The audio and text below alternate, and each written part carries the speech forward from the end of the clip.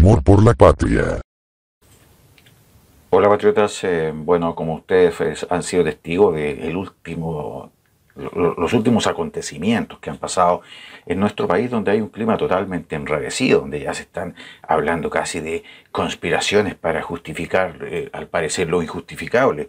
Recordemos que hace algunos días atrás el ministro de Defensa, Mario Desbordes, dijo que otro 18 de octubre acá en nuestro país era imposible porque ellos estaban absolutamente preparados, y otro 18 de octubre no pasaría porque, bueno, las fuerzas militares estaban ya en el fondo bien posesionadas en las circunstancias que está pasando el país, que ya los metros no iban a volver a ser dañados y la infraestructura crítica tampoco. En términos generales podríamos decir que sí, que si bien este 18 de octubre no fue ni la sombra de lo que fue el 18 de octubre pasado, pero sí se cometieron actos que son bastante miserables, bastante detestables. Por ejemplo, vimos cómo se destruyeron dos iglesias en el pleno centro de Santiago. Es decir, ¿a cuánto estarán las iglesias que se destruyeron? Tal vez a menos de 2 kilómetros, no sé, 1,5 kilómetros de La Moneda, del Palacio de Gobierno, en el centro mismo del corazón de Santiago, en la plaza del General Baquedano.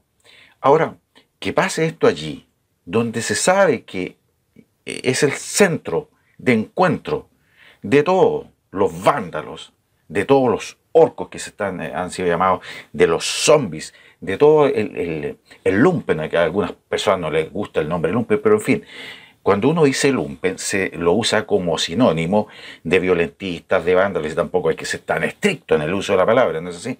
Entonces, cuando uno habla de lumpen se refiere a los anarquistas, a los violentistas, a los vándalos. A eso nos referimos con el lumpen. Bueno, el gobierno, las fuerzas policiales, y todos saben, todas las personas en este país, sabemos que la plaza del General Baqueano, la Plaza Italia también llamada, es el centro de las actividades de los antisociales en este país principalmente. Entonces, si bien Mario Desbordes podríamos decir que tuvo bastante acertado al decir que la infraestructura crítica no debía ser tocada así, pero ¿qué pasó entonces en la Plaza Italia y en las cercanías de la Plaza Italia? Porque ahí quedó la escoba, como decimos acá en Chile, literalmente la escoba. Hay algunas personas optimistas que analizan este fenómeno como casi un acto de mucha inteligencia del ministro del Interior, Víctor Pérez, como que hizo una jugada así casi de ajedrez pura para dejar así como jaque mate a la izquierda. Eso es lo que hay algunos que dicen. No sé, son demasiado optimistas, señores. Pienso yo que acá no hay tanto una acción así como de un jugador maestro de ajedrez de parte del ministro Víctor Pérez. Yo creo que están siendo demasiado optimistas a decir que casi fue una jugada maestra la que hizo el ministro Víctor Pérez. O sea, una jugada maestra, donde sacrificó a dos iglesias y lo que esas iglesias representan, donde le entregó prácticamente el control del corazón de la ciudad a los violentistas. Eso no es una jugada maestra estratégica. Es decir, acá simplemente podríamos enfocarlo desde otro punto de vista y decir que simplemente el gobierno una vez más claudicó por temor, por ejemplo, al INDH, porque saben que si los carabineros se acercan van a ser sancionados.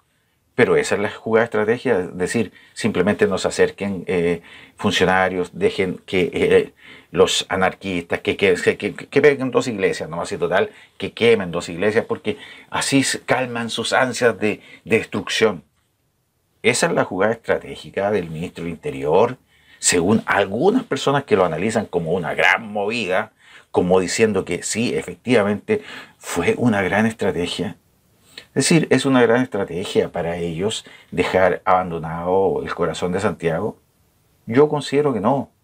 Yo considero que esto representa simplemente que el gobierno le tiene miedo al INDH, le tiene miedo a otra acusación constitucional, o le tiene miedo que finalmente la acusación constitucional contra el ministro Víctor Pérez prenda y esta vez caiga el ministro Víctor Pérez. Eso es en el fondo, podríamos decirnos así, porque la labor constitucional de la fuerza pública es mantener el orden, y ese orden no se mantuvo, porque si podemos catalogar como exitoso la celebración de este traicionero 18 de octubre, si podemos catalogarlo como que fue exitoso, siendo que se destruyeron 2 iglesias y todo lo que eso representa. Representan los valores de muchas personas, representan el lugar donde ellos van a orar, donde se encuentran con su parte más interior, con sus valores más profundos. Y esas iglesias fueron quemadas. Entonces, desde mi punto de vista, esta no fue ninguna jugada estratégica maravillosa del ministro del Interior, que casi digno de un genio estratega. Yo no lo veo así. Yo lo veo como que el gobierno una vez más claudicó frente al INDH, frente a los diputados, frente a los senadores de izquierda, que están allí siempre mirando para atacar cualquier determinación que tome, en este caso, el Ministerio del Interior o las fuerzas de seguridad, como los carabineros, para imponer el orden en la ciudad. Eso es simplemente. Ahora, yo me pregunto, bueno, ¿y qué se ganó con esto? ¿Se ganó algo con esto? No sé, desde mi punto de vista veo lo que pasó físicamente, que fue la destrucción de 2 iglesias y la destrucción de todo el sector de la Plaza Italia. Recordemos que lo que pasó allí era predecible. Si todos los años pasa exactamente lo mismo. Por lo tanto, no cantemos tanta victoria como que allá en el Ministerio del Interior tenemos a un tremendo estratega y que hizo una jugada maestra. Yo no lo veo así. Y para resumirlo, podríamos decir que nuevamente el gobierno, encabezado por el presidente Sebastián Piñera, le entregó las calles de la ciudad a los vándalos, a los anarquistas, a los subversivos.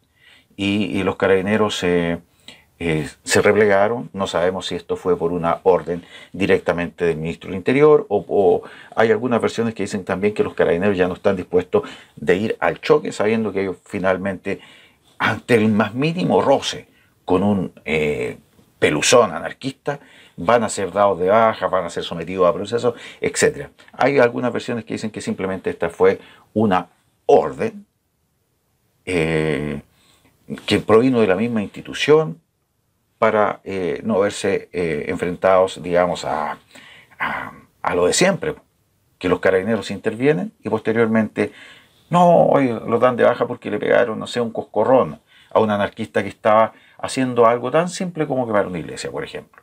En fin, la historia dirá qué pasó acá. Ahora, de estrategia nueva, retirada, para mí no es una gran cosa. Ahora vamos a analizar otro tema. Recuerdan ustedes que hace algunos días atrás se descubrió una organización clandestina, subversiva, ilícita, que se dedicaba a atacar específicamente la comisaría de Peñalolén, y fueron llamados los anti-yutas. El nombre miserable, no sé, anti-yutas, con eso se creen la gran cosa. Y en relación a los ataques a la subcomisaría de Peñalolén, el juzgado decreta prisión preventiva contra 7 adultos e internación provisoria de 2 angelitos en algún centro de menores, ¿no es así? Los miembros del grupo Anti-Yuta, que es una asociación criminal, fueron imputados por asociación ilícita, lanzamiento de artefactos incendiarios y otros delitos por los ataques cometidos entre agosto y octubre. El 13 Juzgado de Garantía de Santiago decidió decretar la prisión preventiva de 7 adultos y la internación provisoria de 2 menores de edad por los ataques a la 43 Comisaría de Peñalolén. Los miembros del grupo Anti-Yuta 21 fueron imputados por asociación ilícita, lanzamiento de artefactos incendiarios y otros delitos en relación a los ataques cometidos entre agosto y octubre. Recordemos que esta era una asociación que se coordinaba internamente por redes sociales, ¿no es así?, cuyo objetivo era exclusivamente atacar la 48 comisaría, la 43 comisaría, subcomisaría de Peñalolén. Ese era el objetivo. Y ellos se reunían y iban a atacar la subcomisaría de Peñalolén. Y entre ellos decían que, por ejemplo, comentaban en las redes sociales y decían, oye, si nosotros tuviéramos el apoyo de los choros, pero los choros están tirando para atrás, no nos apoyan. Si tuviéramos más apoyo del lumpen, más daño podríamos hacer. Esas eran algunas de las comunicaciones que tenían estos angelitos. Finalmente, al parecer, algo va a ocurrir en torno a esta situación de esta agrupación ilícita denominada los Anti-Utah, y como les digo, ya hay 7 adultos en prisión preventiva y 2 menores de edad, 2 angelitos ahí internados en algún centro de menores. Y esto por los ataques a la 43 subcomisaría de Peñalolén. Esperemos que allí se sigan produciendo buenas noticias y de una vez por todas este verdadero asedio que sufría en forma permanente la subcomisaría de Peñalolén, de una vez por todas llegue a su fin y los carabineros se puedan enfocar, no en protegerse ellos, sino que en salir a combatir a los delincuentes.